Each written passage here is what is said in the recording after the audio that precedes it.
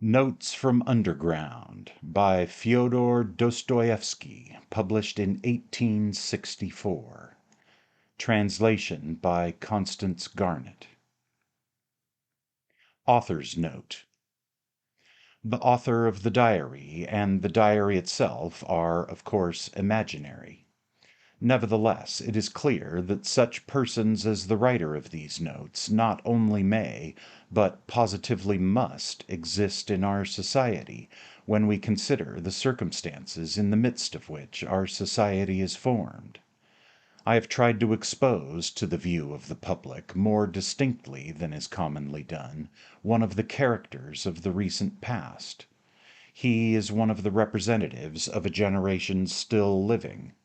In this fragment, entitled Underground, this person introduces himself and his views, and, as it were, tries to explain the causes owing to which he has made his appearance, and was bound to make his appearance in our midst. In the second fragment there are added the actual notes of this person concerning certain events in his life. Part 1. Underground. Chapter 1. I am a sick man. I am a spiteful man. I am an unattractive man. I believe my liver is diseased. However, I know nothing at all about my disease, and do not know for certain what ails me. I don't consult a doctor for it, and never have, though I have a respect for medicine and doctors. Besides, I am extremely superstitious, sufficiently so to respect medicine anyway. I am well educated enough not to be superstitious, but I am superstitious. No, I refuse to consult a doctor from spite. That you probably will not understand. Well, I understand it, though. Of course, I can't explain who it is precisely that I am mortifying in this case by my spite. I am perfectly well aware that I cannot pay out the doctors by not consulting them. I know better than anyone that by all this I am only injuring myself and no one else. But still, if I don't consult a doctor, it is from spite. My liver is bad.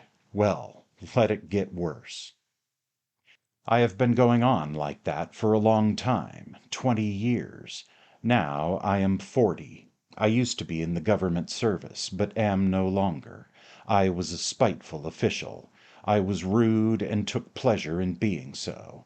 I did not take bribes, you see, so I was bound to find a recompense in that at least. A poor jest, but I will not scratch it out. I wrote it, thinking it would sound very witty, but now that I have seen myself that I only wanted to show off in a despicable way, I will not scratch it out on purpose. When petitioners used to come for information to the table at which I sat, I used to grind my teeth at them, and felt intense enjoyment when I succeeded in making anybody unhappy. I almost did succeed. For the most part they were all timid people. Of course, they were petitioners. But of the uppish ones there was one officer in particular I could not endure. He simply would not be humble, and clanked his sword in a disgusting way.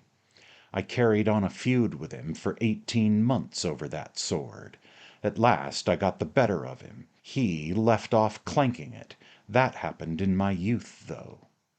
But do you know, gentlemen, what was the chief point about my spite? Why, the whole point, the real sting of it, lay in the fact that continually, even in the moment of the acutest spleen, I was inwardly conscious with shame that I was not only not a spiteful, but not even an embittered man, that I was simply scaring sparrows at random and amusing myself by it. I might foam at the mouth, but bring me a doll to play with, give me a cup of tea with sugar in it, and maybe I should be appeased. I might even be genuinely touched, though probably I should grind my teeth at myself afterwards and lie awake at night with shame for months after. That was my way. I was lying when I said just now that I was a spiteful official. I was lying from spite. I was simply amusing myself with the petitioners and with the officer, and in reality I never could become spiteful. I was conscious every moment in myself of many, very many elements absolutely opposed to that. I felt them positively swarming in me, these opposite elements. I knew that they had been swarming in me all my life and craving some outlet from me, but I would not let them, purposely would not let them come out. They tormented me till I was ashamed. They drove me to convulsions, and sickened me at last. How they sickened me! Now, are not you fancying, gentlemen, that I am expressing remorse for something now?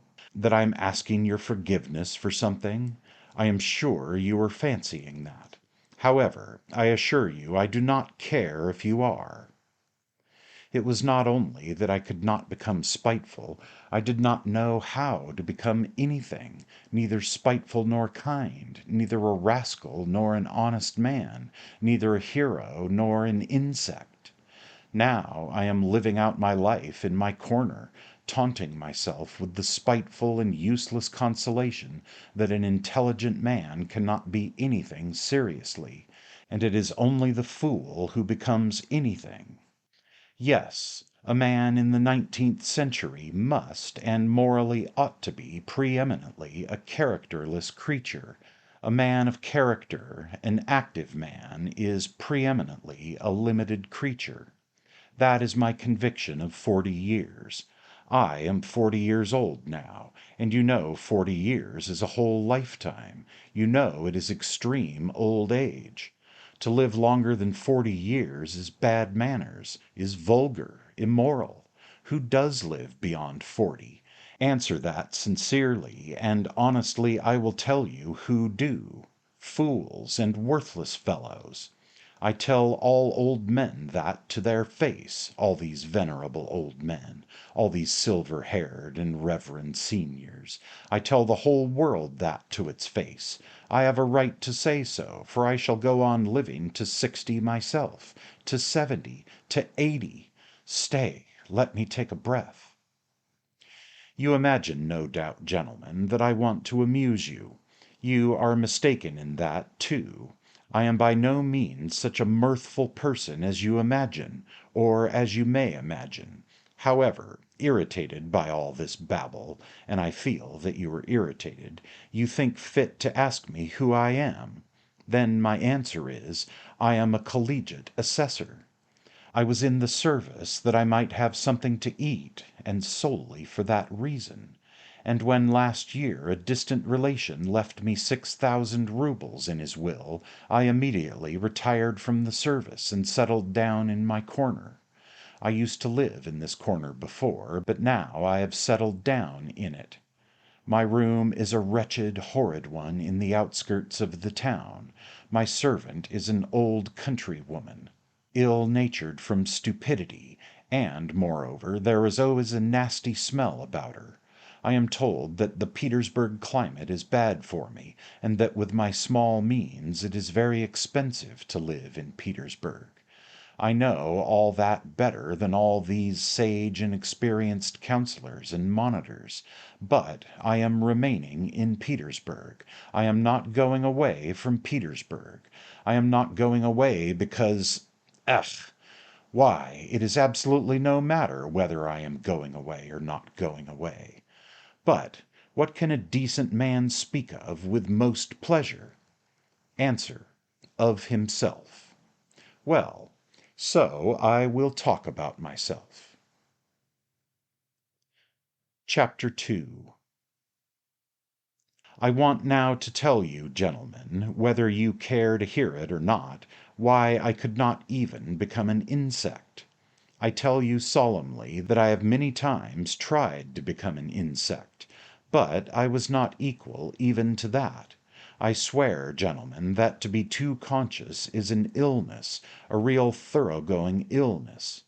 For man's everyday needs it would have been quite enough to have the ordinary human consciousness, that is, half or a quarter of the amount which falls to the lot of a cultivated man of our unhappy 19th century, especially one who has had the fatal ill luck to inhabit Petersburg, the most theoretical and intentional town on the whole terrestrial globe.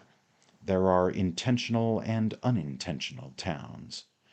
It would have been quite enough, for instance, to have the consciousness by which all so-called direct persons and men of action live. I bet you think I am writing all this from affectation, to be witty at the expense of men of action, and, what is more, that from ill-bred affectation I am clanking a sword like my officer. But, gentlemen, whoever can pride himself on his diseases and even swagger over them? Though, after all, everyone does do that. People do pride themselves on their diseases, and I do, maybe, more than anyone. We will not dispute it. My contention was absurd. But yet I am firmly persuaded that a great deal of consciousness, every sort of consciousness, in fact, is a disease. I stick to that. Let us leave that too for a minute. Tell me this. Why does it happen that at the very, yes, at the very moments when I am most capable of feeling every refinement of all that is sublime and beautiful, as they used to say at one time, it would, as though of design, happen to me not only to feel but to do such ugly things, such that, well, in short, actions that all, perhaps, commit, but which, as though purposely, occurred to me at the very time when it was most conscious that they ought not to be committed? The more conscious I was of goodness and of all that was sublime and beautiful, the more deeply I sank into my mire, and the more ready I was to sink in it altogether. But the chief point was that all this was, as it were, not accidental in me, but as though it were bound to be so. It was as though it were my most normal condition, and not in the least disease or depravity, so that at last all desire in me to struggle against this depravity passed. It ended by my almost believing, perhaps actually believing, that this was perhaps my normal condition. But at first, in the beginning, what agonies I endured in that struggle! I did not believe it was the same with other people, and all my life I hid this fact about myself as a secret. I was ashamed. Even now, perhaps, I am ashamed. I got to the point of feeling a sort of secret, abnormal, despicable enjoyment in returning home to my corner on some disgusting Petersburg night, acutely conscious that that day I had committed a loathsome action again, that what was done could never be undone, and secretly, inwardly gnawing at myself for it, tearing and consuming myself, till at last the bitterness turned into a sort of shameful accursed sweetness, and at last into positive, real enjoyment. Yes, into enjoyment, into enjoyment. I insist upon that. I have spoken of this because I keep wanting to know for a fact whether other people feel such enjoyment. I will explain. The enjoyment was just from the too intense consciousness of one's own degradation. It was from feeling oneself that one had reached the last barrier, that it was horrible, but that it could not be otherwise, that there was no escape for you, that you never could become a different man, that even if time and faith were still left you to change into something different, you would most likely not wish to change, or if you did wish to, even then you would do nothing, because perhaps in reality there was nothing for you to change into. And the worst of it was, and the root of it all, that it was all in accord with the normal fundamental laws of over-acute consciousness, and with the inertia that was the direct result of those laws, and that, consequently, one was not only unable to change, but could do absolutely nothing. Thus it would follow, as the result of acute consciousness, that one is not to blame in being a scoundrel, as though that were any consolation to the scoundrel, once he has come to realize that he actually is a scoundrel. But enough. Ah! I have talked a lot of nonsense, but what have I explained? How is enjoyment in this to be explained? But I will explain it. I will get to the bottom of it. That is why I have taken up my pen. I, for instance, have a great deal of amour propre. I am as suspicious and prone to take offence as a humpback or a dwarf. But upon my word, I sometimes have had moments when, if I had happened to be slapped in the face, I should perhaps have been positively glad of it. I say in earnest that I should probably have been able to discover even in that a peculiar sort of enjoyment, the enjoyment, of course, of despair. But in despair there are the most intense enjoyments, especially when one is very acutely conscious of the hopelessness of one's position. And when one is slapped in the face, why then the consciousness of being rubbed into a pulp would positively overwhelm one. The worst of it is, look at it which way one will, it still turns out that I was always the most to blame in everything, and what is most humiliating of all, to blame for no fault of my own, but, so to say, through the laws of nature. In the first place, to blame because I am cleverer than any of the people surrounding me. I have always considered myself cleverer than any of the people surrounding me, and sometimes, would you believe it, have been positively ashamed of it. At any rate, I have, all my life, as it were, turned my eyes away, and never could look people straight in the face.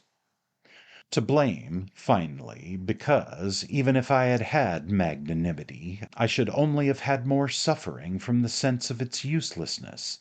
I should certainly have never been able to do anything from being magnanimous, neither to forgive, for my assailant would perhaps have slapped me from the laws of nature, and one cannot forgive the laws of nature, nor to forget, for even if it were owing to the laws of nature, it is insulting all the same.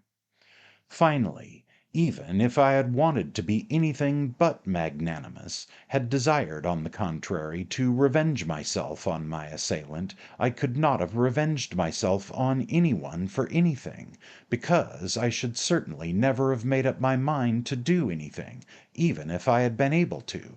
Why should I not have made up my mind? About that in particular I want to say a few words. Chapter 3. With people who know how to revenge themselves and to stand up for themselves in general, how is it done? Why, when they are possessed, let us suppose, by the feeling of revenge, then for the time there is nothing else but that feeling left in their whole being. Such a gentleman simply dashes straight for his object, like an infuriated bull with his horns down, and nothing but a wall will stop him. By the way, facing the wall, such gentlemen, that is, the direct persons and men of action, are genuinely nonplussed. For them a wall is not an evasion, as for us people who think and consequently do nothing. It is not an excuse for turning aside, an excuse for which we are always very glad, though we scarcely believe in it ourselves as a rule. No, they are nonplussed in all sincerity. The wall has for them something tranquilizing, morally soothing, final, maybe even something mysterious. But of the wall later. Well, such a direct person I regard as the real normal man, as his tender mother Nature wished to see him when she graciously brought him into being on the earth. I envy such a man till I am green in the face. He is stupid. I am not disputing that, but perhaps the normal man should be stupid. How do you know? Perhaps it is very beautiful, in fact. And I am the more persuaded of that suspicion, if one can call it so, by the fact that, If you take, for instance, the antithesis of the normal man, that is, the man of acute consciousness, who has come, of course, not out of the lap of nature, but out of a retort. This is almost mysticism, gentlemen, but I suspect this too.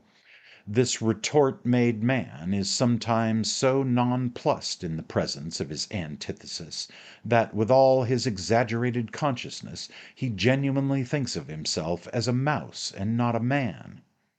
It may be an acutely conscious mouse, yet it is a mouse, while the other is a man, and therefore, etc., etc. And the worst of it is, he himself, his very own self, looks on himself as a mouse. No one asks him to do so, and that is an important point. Now, let us look at this mouse in action. Let us suppose, for instance, that it feels insulted too, and it almost always does feel insulted, and wants to revenge itself too. There may even be a greater accumulation of spite in it than in l'homme de la nature et de la vérité. The base and nasty desire to vent that spite on its assailant rankles perhaps even more nastily in it than in l'homme de la nature et de la vérité. For through his innate stupidity the latter looks upon his revenge as justice pure and simple, while in consequence of his acute consciousness the mouse does not believe in the justice of it. To come at last to the deed itself, to the very act of revenge. Apart from the one fundamental nastiness, the luckless mouse succeeds in creating around it so many other nastinesses in the form of doubts and questions, adds to the one question so many unsettled questions, that there inevitably works up around it a sort of fatal brew, a stinking mess made up of its doubts, emotions, and of the contempt spat upon it by the direct men of action who stand solemnly about it as judges and arbitrators, laughing at it till their healthy sides ache. Of course, the only thing left for it is to dismiss all that with a wave of its paw, and, with a smile of assumed contempt in which it does not even itself believe, creep ignominiously into its mouse-hole. There, in its nasty, stinking underground home, our insulted, crushed, and ridiculed mouse promptly becomes absorbed in cold, malignant, and above all, everlasting spite. For 40 years together it will remember its injury down to the smallest, most ignominious details, and every time will add of itself details still more ignominious, spitefully teasing and tormenting itself with its own imagination. It will itself be ashamed of its imaginings, and yet it will recall it all, it will go over and over every detail, it will invent unheard of things against itself, pretending that those things might happen, and will forgive nothing. Maybe it will begin to revenge itself too, but, as it were, piecemeal, in trivial ways, from behind the stove, incognito, without believing either in its own right to vengeance or in the success of its revenge, knowing that from all its efforts at revenge it will suffer 100 times more than he on whom it revenges itself, while he, I dare say, will not even scratch himself.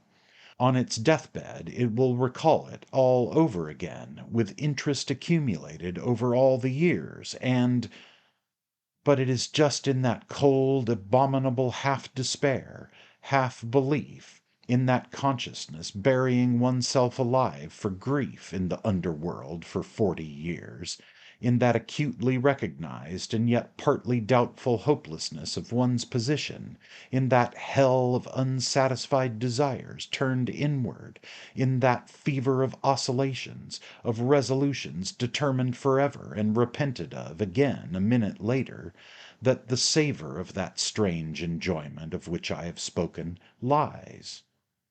It is so subtle, so difficult of analysis, that persons who are a little limited, or even simply persons of strong nerves, will not understand a single atom of it.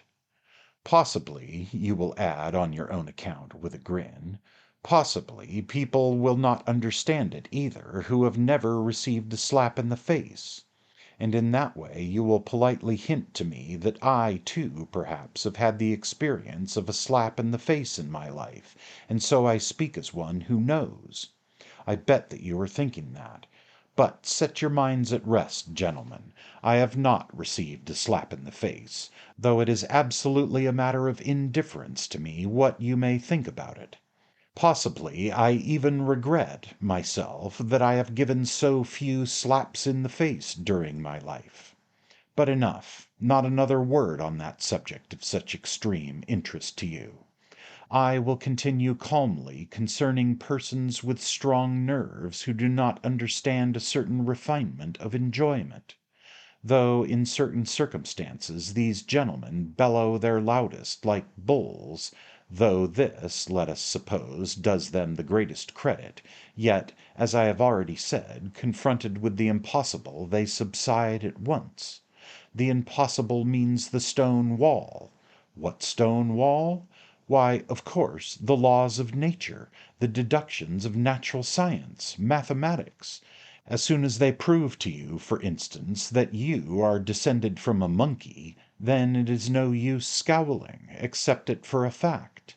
When they prove to you that in reality one drop of your own fat must be dearer to you than 100,000 of your fellow creatures, and that this conclusion is the final solution of all so-called virtues and duties, and all such prejudices and fancies, then you have just to accept it. There is no help for it, for twice two is a law of mathematics. Just try refuting it. Upon my word, they will shout at you, it is no use protesting. It is a case of twice two makes four.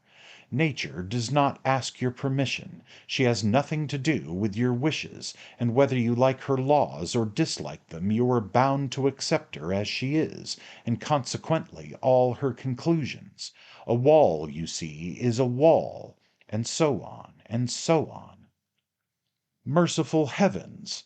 But what do I care for the laws of nature and arithmetic, when, for some reason, I dislike those laws and the fact that twice two makes four? Of course, I cannot break through the wall by battering my head against it, if I really have not the strength to knock it down, but I am not going to be reconciled to it simply because it is a stone wall and I have not the strength. As though such a stone wall really were a consolation, and really did contain some word of conciliation, simply because it is as true as twice two makes four. Oh, absurdity of absurdities! How much better it is to understand it all, to recognize it all the impossibilities, and the stone wall, not to be reconciled to one of those impossibilities and stone walls if it disgusts you to be reconciled to it, by the way of the most inevitable logical combinations to reach the most revolting conclusions on the everlasting theme that even for the stone wall you are yourself somehow to blame, though again it is as clear as day you are not to blame in the least, and therefore grinding your teeth in silent impotence to sink into luxurious inertia, brooding on the fact that there was no one even for you to feel vindictive against, that you have not, and perhaps never will have, an object for your spite, that it is a sleight of hand, a bit of juggling, a card-sharper's trick, that it is simply a mess, no knowing what and no knowing who, but in spite of all these uncertainties and jugglings, still there is an ache in you, and the more you do not know, the worse the ache.